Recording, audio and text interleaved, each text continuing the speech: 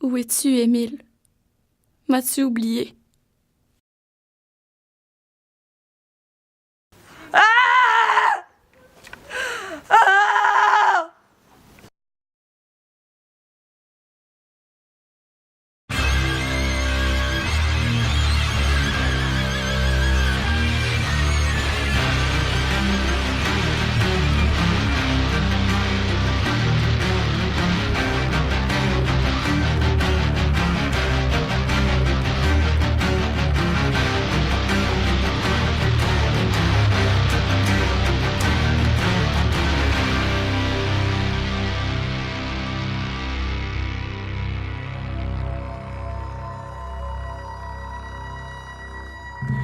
Je connais une bien triste histoire, si cela vous intéresse. Un homme qui ne sort plus de la maison la plus bizarre du quartier. Une maison fort belle, certes, mais tout de même détentée, depuis aussi longtemps que tous se souviennent. Certaines ratoureuses racontent même à tout le village que des orphelines lui servaient d'esclaves depuis son enfance, victime d'un puissant sortilège. Sa vie doit être une condamnation du diable, ou je ne sais guère quel malheur l'a piqué. La différence entre l'existence de cet homme et un être humain ordinaire est immense. Sa dépendance en la fleur magique mimosa le condamne à vivre dans une boucle temporelle. Il a soif d'espoir. Il croit toujours qu'il peut améliorer son existence en retournant dans son passé pour retrouver la dernière chose dont il se souvient, son propre bonheur, son amour, Rosemary.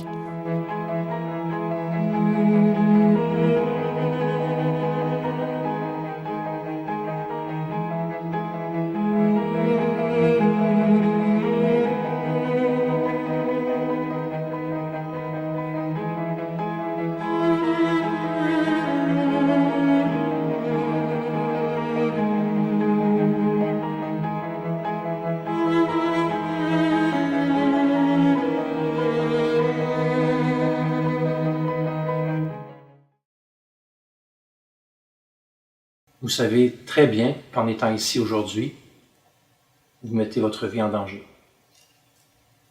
Mais ce n'est pas en vain puisque l'enjeu, c'est votre propre liberté. Hier soir, j'ai eu un songe. Il est absolument possible qu'au-delà de nos sens, il existe des mondes insoupçonnés. Trop longtemps, nous avons cru que l'univers tournait autour de la Terre. Et si l'espace et le temps n'étaient pas des constantes de la nature, comme on l'a cru pendant des millénaires? J'entends la trop grande facilité de nos frères, de nos sœurs, à céder leur entendement au dogme de l'Église, qui eux-mêmes sont de connivence avec les seigneurs, avec les monarques qui cherchent à vous maintenir dans la peur, dans l'ignorance. Mademoiselle? Où allez-vous, mademoiselle? Mademoiselle? C'est le moment qui a tout fait basculer. Croyante et chipie, Agnès, sœur du plus sadique du village, n'hésitait pas à dénoncer le philosophe pour ses propos blasphématoires. Aucun changement n'est toléré en ce village, et bientôt, le petit hameau, si calme, se transforma en véritable bain de sang.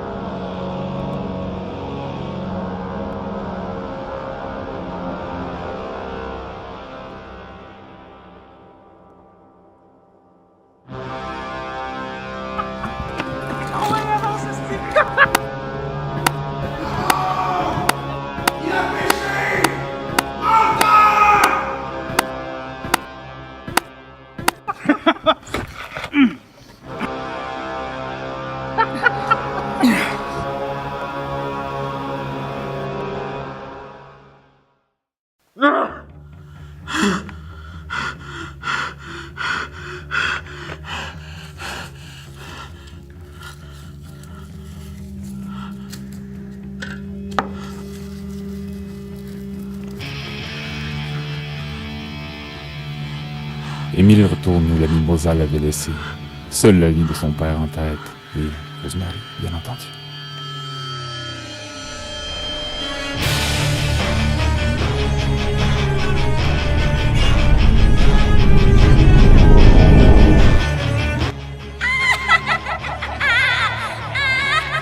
Émile se fit prendre violemment par les dames dont les yeux reflétaient la mort. Les rumeurs racontaient qu'elles étaient des sorcières. La plus cruelle des sorcières donne le châtiment de l'aveuglement pour qu'il ne puisse raconter le meurtre à personne. Car quiconque meurt dans le puits leur apporte puissante magie noire, mais pas autant que les yeux d'un enfant amoureux. Seul dans le passé tu vivras. Seul dans le passé tu souffriras.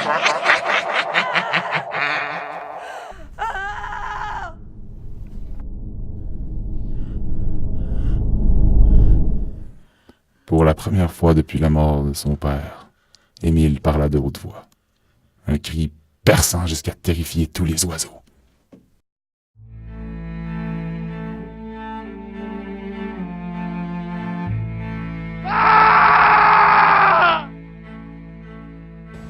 Les cris d'Émile l'interpella comme un frisson glacé jusqu'au cœur.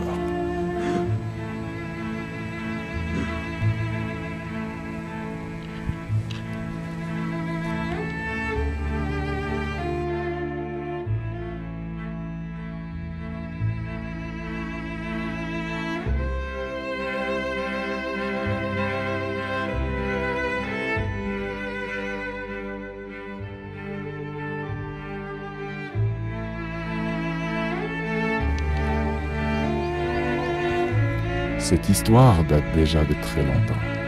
Je vous la continuerai peut-être une autre fois. Mon épouse, Rosemary, m'attend. Mais rappelez-vous, si vous avez déjà entendu le proverbe « L'amour rend aveugle », vous en connaissez maintenant la vraie provenance.